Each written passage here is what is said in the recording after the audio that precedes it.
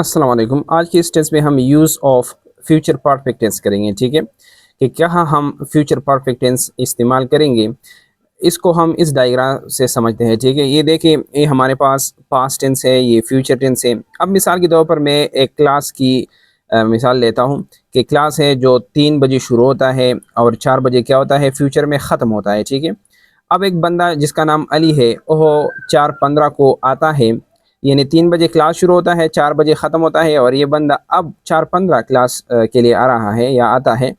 तो जब अली आता है तो उसके आने से पहले क्या होगा, क्लास ख़त्म हो चुका होगा, ठीक है। तो देखिए, ये क्लास का ख़त्म होना जो है एक एक्टिविटी है जो कि उसकी जो अली के जो आना जो है उसका ये दूसरी एक्टिविटी है, उससे ये पहले ख़त्म हो गई हो, ठीक है।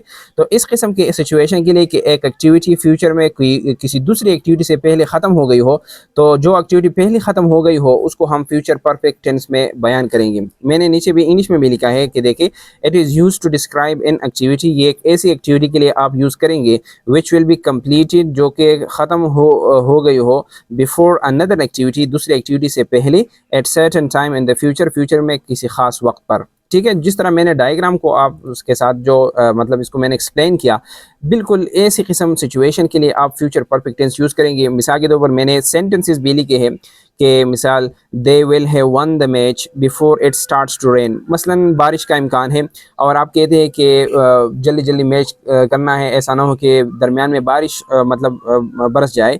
तो आप कहते हैं कि नहीं नहीं, they will have won the match, ओहो मैच जीत चुके होंगे, before it starts to rain, यानी बारिश शुरू होने से पहले। तो अब देखिए, जो दूसरी एक्टिविटी है आमतौर पर हम वो सिंपल प्रेजेंट टेंस में डिस्कस करते हैं, सब्जेक्ट लगाते हैं और फर्स्ट फॉर्म ऑफ वर्ब लगाते हैं।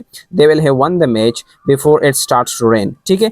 तो ये वन द मैच जो है ये एक एक्टिविटी है जो कि बारिश शुरू होने से पहले, बारिश का होना ये दूसरी एक्टिविटी है, एक्शन है, तो इससे पहले वो एक्टिविटी ख़त्म हो गई है, तो इस वजह से हमने इसको present perfect future perfect tense में डिस्क्राइब किया, बयान किया, यूज़ किया, ठीक है।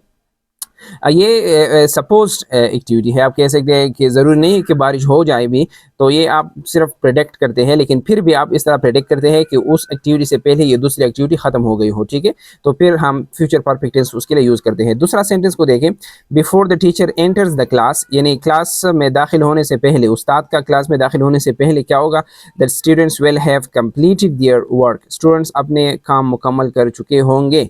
तो अब देखिए, टीचर का आना एक एक्टिविटी और मतलब होमवर्क करना बच्चों का ये दूसरी एक्टिविटी, ये एक्टिविटी इससे पहले ख़त्म हो गई होगी, तो इस वजह से हमने जो एक्टिविटी पहले ख़त्म हो गई होंगी फ्यूचर में, तो उसके लिए हम फ्यूचर परफेक्ट टेंस यूज़ करेंगे, और जो दूसरी एक्टिविटी है आमतौर हम उसको सिंपल प्रेजेंट टेंस यानी फर्स्ट फॉर्म ऑफ वर्ब से डिस्क्राइब करेंगे। So before the teacher enters the class that students will have completed their work, ठीक है।